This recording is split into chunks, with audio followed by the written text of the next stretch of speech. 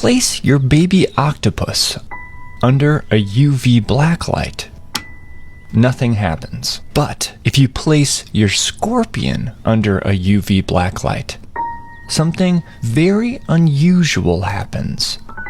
Ultraviolet light hits the scorpion's exoskeleton, is absorbed, and then released back into the world at a different wavelength that we can see.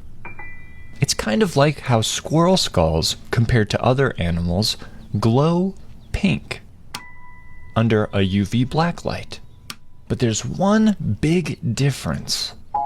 Notice how the light released by the scorpion has an even longer wavelength than the light released by the squirrel.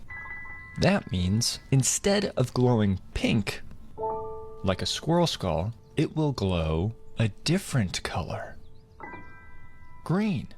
Again, for reference, here's what an octopus looks like, and here's what a scorpion looks like.